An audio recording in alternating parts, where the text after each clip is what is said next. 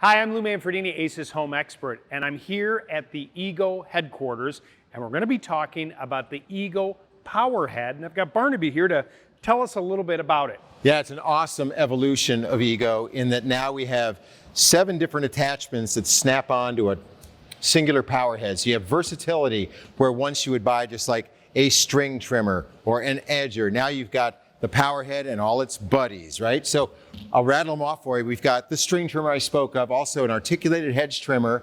We've got the edger, the pole saw as you saw, the rototiller, and then 2 power brooms. One's going to have bristles, the other is going to have big rubber paddles. So a whole bunch of stuff going on here, but it all starts right here, Lou.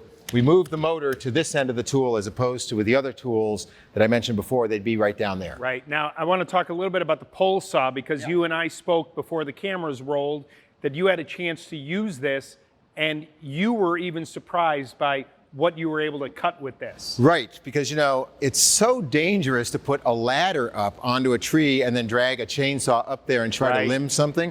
So this is going to give you great reach, and you actually have the opportunity to put an extension on it of 31 inches to get even higher.